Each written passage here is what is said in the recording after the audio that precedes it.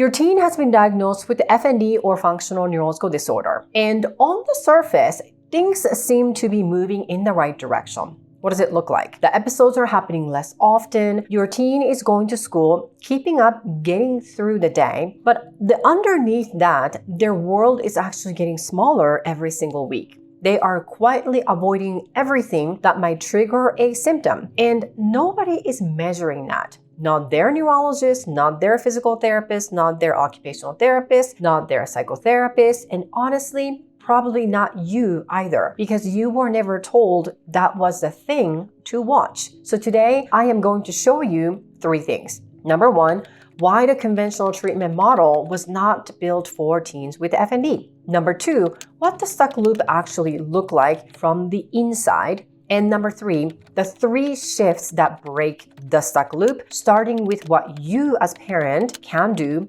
differently, not your teen. So let's dive in. Hi, I'm Dr. Lee. I'm a pediatric health psychologist and the founder of Teen FND Academy, a structured coaching program that helps teens with FND and their parents get their lives back. At this point, I have worked with over 100 families globally just through this coaching program, and outside of the coaching program, like several hundreds. And what I am about to share is this pattern I see before families find me. So I want to share that with you. So here is something most families never get told. Most of what we know about FND comes from research on adults. And in adults, roughly 80 to 90% of FND cases are connected to a history of what it's called childhood trauma, chronic stress, or anxiety, any of the above, and then some.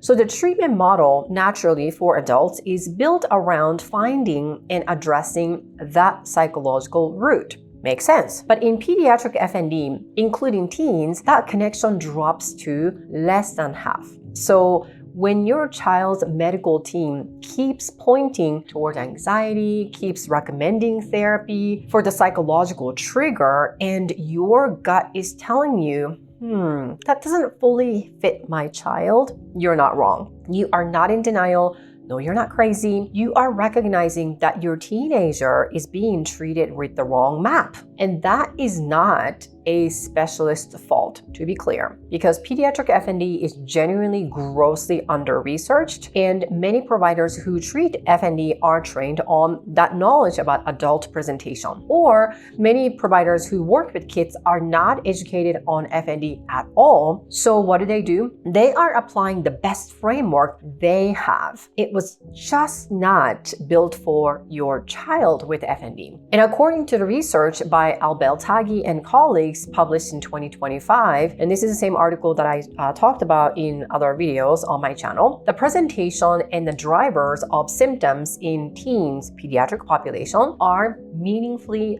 definitely different from adults, which means the recovery approach cannot be the same. So let me tell you a story about this one family. It's actually a composite of many families I have worked with, and you may recognize yourself in this story. So this is how it goes. Their daughter, let's just call her Maya, was diagnosed with FND at age 14. She's got functional seizures, fatigue, some mobility issues on bad days, on top of brain fog and things like that. So they did everything right, just like you did. PT twice a week, right? Occupational therapy, a psychotherapist who specialized in anxiety. They did everything. After 6 months, the episodes were less frequent. Yay, good news. And the medical team also called it progress. Again, on the surface, there's nothing wrong. But here's what was actually happening for Maya. Every morning she woke up and she actually ran this silent math. Is today a school day? How full is my schedule? Is there anything that might push me over the edge? And she quietly started trimming her life.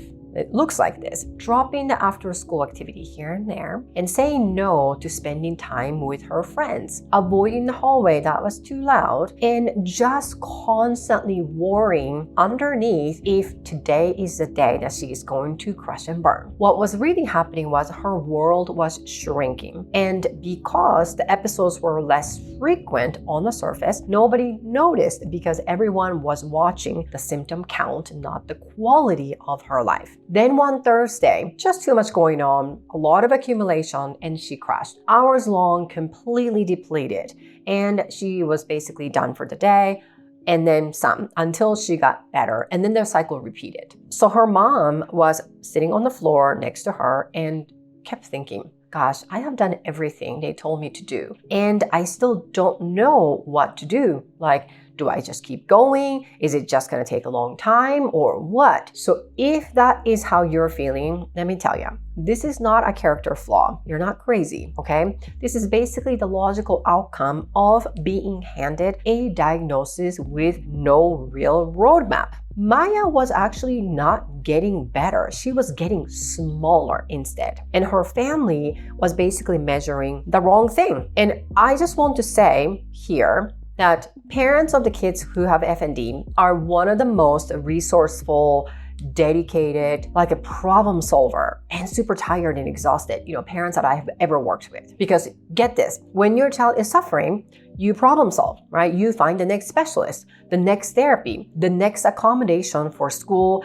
And the medical team reinforces that, unfortunately, because every appointment ends with more referrals for you. But when your entire focus is on the frequency and the severity of symptom, that's it. Then you're kind of measuring this output of the stuck loop, not the loop itself. So I would call it you're watching the smoke and trying to get rid of the smoke instead of getting rid of the fire. And every time you chase a symptom, you are accidentally teaching the nervous system that the symptom is the most important thing to pay attention to. You were never given a different framework. It's kind of like when you're working with a conventional medical model setting, then they're looking for hardware problems, like things they can see on the scan, like broken bones and tumors and things like that. And then what do? They fix the problem, and the problem is the same thing as symptoms. So when the symptom goes away, the problem also goes away. Unfortunately, FND does not work that way because FND is a miscommunication problem. It's a software problem, if I were to make it super simple. And so the symptom is a sign of the miscommunication of the brain and the body. The Family Guy shares a handful of practical strategies to help you get out of this survival mode. And it shows why our structured approach gets such a strong result. Grab it from the description below. It is free. So let me walk you through how you can get out of it. So breaking the stuck loop is not about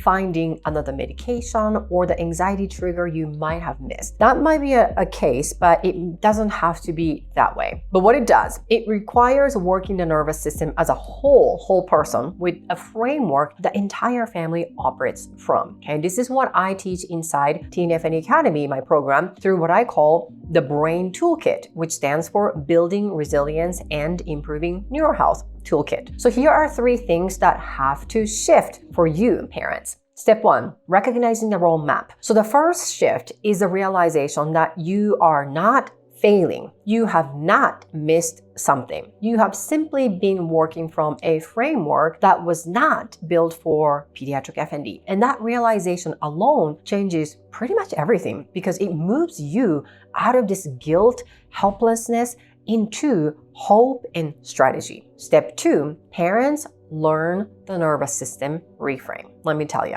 FND is a miscommunication between the brain and the body, right? And I keep saying that like 1,000 times and then some. The symptoms, the seizures, the fatigue, the tremors, the tick-like symptoms, they're all the signs of that miscommunication. They look terrifying. Yes, I know. They feel like emergency. Oh yes, I am painfully aware of that because this is my specialty. And here's a kicker. They are not structural damage. So parents have to learn this deeply, not just intellectually, like logically speaking, like really deeply, because your nervous system is in the room with your teen's nervous system, whether you like it or not. They sense the vibe. So if you panic, their brain reads it as danger, even though you're not saying anything. However, if you remain regulated, then their brain gets a different signal. Now, it's simple, but it's not easy. Okay, but this is the foundation everything else is built on because it's that powerful. So step 3, this is what I would call it. You're gonna learn to back off without abandoning your child. Technically, this is called co-regulation, and this is where the loop actually breaks. Most parents in this stuck loop are doing 2 things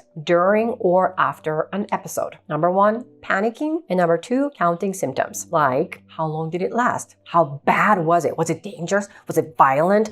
Oh my gosh, it was bad. And what triggered it? What triggered it? I need to find a pattern here. So here's the deal. The shift is to stop asking those questions yourself. Stop needing your teen to feel good in order for you to feel okay. And that is, I will say, the hardest thing that I teach parents. It seems easy to just people to say, just let go. But I know it's not that easy. But when a parent can stay regulated, stay present, and communicate through their body and their tone that they can get through this, oh boy, they're actually teaching the teen's nervous system something it has not been able to do and learn just yet by themselves. That this is safe, that they can get through this, and that the episode is not the medical emergency their brain thinks it is. Now, that is the powerful start. And it's called passive neuroplasticity, meaning your child's brain is changing even when they are not doing anything. It is changing because they're simply surrounded in the right environment created by your regulation, specifically your regulated nervous system. If you want to see how my full program of Teen FND Academy works and how it's helping families resolve FND for real, then watch the video linked in the description box below. Now, recovery from pediatric FND is possible. I've seen it one too many times. And the research is clear on that, so it's not just me saying that. With the right approach, the majority of teens can get their life back. And I have seen it one too many times. The families who move forward are the ones who stopped chasing symptoms and started working the framework. Now, if this resonated and you're like, oh my gosh, we are like Maya's family, then I put together a free family action plan guide. It walks you through the recovery framework step by step. It is completely free and the link is in the description box below. And if you want my help directly for you, then check out my website and see if we are a good fit. I will see you in the next video.